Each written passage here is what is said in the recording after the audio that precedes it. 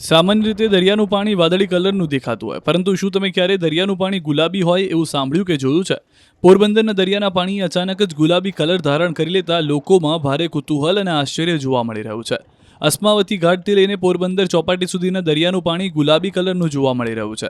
જેતપુરના કેમિકલયુક્ત પાણી દરિયામાં ઠાલવવાની યોજના શરૂ થાય તે પૂર્વે પોરબંદરના દરિયામાં આ પ્રકારનું પાણી જોવા મળ્યું. પોરબંદરના દરિયામાં આ પ્રકારનું પાણી થઈ જતા કોઈ કેમિકલયુક્ત પાણી છોડવામાં આવ્યું છે કે કેમ તેવા સવાલો ઊભા થઈ રહ્યા છે. જવાબદાર તંત્ર દ્વારા આ પાણીના નમૂના લઈ તેનો રિપોર્ટ કરવામાં આવે અને આ પાણી આ પ્રકારનું કેમ થયું છે તેને લઈને તપાસ કરવામાં આવે તેવી માંગ ઉઠી છે. દરિયાનો જે કલર હોય છે તે મોટા ભાગે જે બ્લુ કલરનો દરિયો છે તે જોવા મળતો હોય છે, પરંતુ આપ જે દ્રશ્યો જોઈ શકો છો કે પોરબંદરનો જે દરિયો છે તે અત્યારે ગુલાબી કલરનો લાગી રહ્યો છે. આખો જે પિંક કલરનો જે આ દરિયો છે તે દરિયો જોવા મળતા જે માછીમારો જે છે તેમજ જે આસપાસના જે વિસ્તારના લોકો છે તે પણ હાલ ભારે આશ્ચર્યમાં જોવા મળી રહ્યા છે કે આ જે પાણી છે આખું જે દરિયાનું એ ગુલાબી પાણી કયા કારણોસર થયું છે. આવું જે દ્રશ્યો છે તે કયા કારણે થયા છે, આ શું કોઈ કેમિકલના કારણે છે કે પછી જે આખું જે પાણી ગુલાબી થઈ જતા જે માછીમારો છે તે માછીમારો પણ ક્યાંક ને ક્યાંક ડર અનુભવી રહ્યા છે કે આ કોઈ જે પાણી છે તેના કારણે ચામડીના જે રોગ છે તે રોગ થાય છે કે કેમ તેવી પણ શંકા ઉપજી રહી છે. અને આ અંગે જે ગુજરાત પોલ્યુશન કંટ્રોલ બોર્ડ જે છે તેમના અધિકારીઓને પણ જે ફોન દ્વારા સંપર્ક કરવાનો પ્રયાસ કરવામાં આવ્યો, પરંતુ તેમનો પણ ફોન છે તે રિસીવ થયા નથી. ત્યારે ખરેખર આ પાણી કયા કારણસર આટલું ગુલાબી થયું છે અને શું કારણ છે આ પાણી આટલું ગુલાબી થવા પાછળનું તે અંગે પણ તપાસ કરવામાં આવે તે ખૂબ જ જરૂરી છે.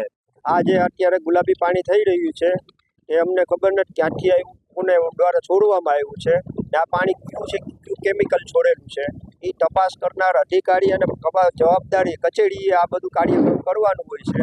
આનું જોવામાં આવે કે આ પાણી ક્યાંથી છે. આમાં અત્યારે મચ્છીમાર પણ બીવે છે કે આ પાણીમાં ઉતરવું કે ના ઉતરવું, જેથી કરીને આ જવાબદાર છે જે પોલ્યુશન કંટ્રોલ બોર્ડ હોય કે અન્ય કચેરી હોય તેના દ્વારા જ આ તપાસ કરી અને કાયદેસરની કાર્યવાહી કરવી. આવના સમયમાં કોઈથી જોયેલું ના હતું, આજે અમને જોવા મળેલું છે આ પાણી, જેથી કરીને મચ્છીમારો અત્યારે બીને જે શંકાબદ્ધ છે કે આ પાણીના સામાન્ય રીતે દરિયાનું પાણી વાદળી કલરનું દેખાતું હોય, પરંતુ શું તમે ક્યારે દરિયાનું પાણી ગુલાબી હોય એવું સાંભળ્યું કે જોયું છે? પોરબંદરના દરિયાના પાણી અચાનક જ ગુલાબી કલર ધારણ કરી લેતા લોકોમાં ભારે કુતૂહલ અને આશ્ચર્ય જોવા મળી રહ્યું છે. અસ્માવતી ઘાટથી લઈને પોરબંદર ચોપાટી સુધીના દરિયાનું પાણી ગુલાબી કલરનું જોવા મળી રહ્યું છે.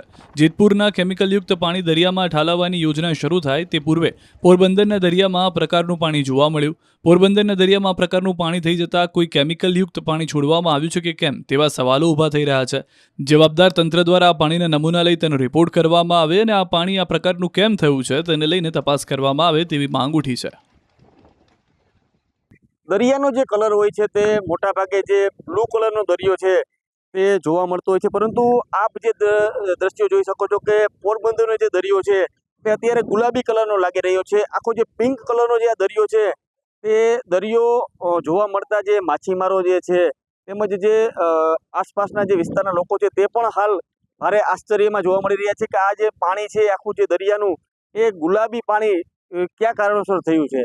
આવું જે દ્રશ્યો છે તે કયા કારણે થયા છે, આ શું કોઈ કેમિકલના કારણે છે કે પછી જે આખું જે પાણી ગુલાબી થઈ જતા જે માછીમારો છે તે માછીમારો પણ ક્યાંક ને ક્યાંક ડર અનુભવી રહ્યા છે કે આ કોઈ જે પાણી છે તેના કારણે ચામડીના જે રોગ છે તે રોગ થાય છે કે કેમ તેવી પણ શંકા ઉપજી રહી છે. અને આ અંગે જે ગુજરાત પોલ્યુશન કંટ્રોલ બોર્ડ જે છે તેમના અધિકારીઓને પણ જે ફોન દ્વારા સંપર્ક કરવાનો પ્રયાસ કરવામાં આવ્યો, પરંતુ તેમનો પણ ફોન છે તે રિસીવ થયા નથી. ત્યારે ખરેખર આ પાણી કયા કારણસર આટલું ગુલાબી થયું છે અને શું કારણ છે આ પાણી આટલું ગુલાબી થવા પાછળનું તે અંગે પણ તપાસ કરવામાં આવે તે ખૂબ જ જરૂરી છે. આ જે અત્યારે ગુલાબી પાણી થઈ રહ્યું છે એ અમને ખબર નથી ક્યાંથી આવ્યું, કોને દ્વારા છોડવામાં આવ્યું છે ને આ પાણી કયું છે, કયું કેમિકલ છોડેલું છે એ તપાસ કરનાર અધિકારી અને જવાબદારી કચેરીએ આ બધું કાર્ય કરવાનું હોય છે. આનું જોવામાં આવે કે આ પાણી ક્યાંથી છે. આમાં અત્યારે મચ્છીમાર પણ બીવે છે કે આ પાણીમાં ઉતરવું કે ના ઉતરવું, જેથી કરીને આ જવાબદાર છે જે પોલ્યુશન કંટ્રોલ બોર્ડ હોય કે અન્ય કચેરી હોય તેના દ્વારા જ આ તપાસ કરી અને કાયદેસરની કાર્યવાહી કરવી. આવના સમયમાં કોઈથી જોયેલું ના હતું, આજે અમને જોવા મળેલું છે આ પાણી, જેથી કરીને મચ્છીમારો અત્યારે બીને જે શંકાબદ્ધ છે કે આ પાણીના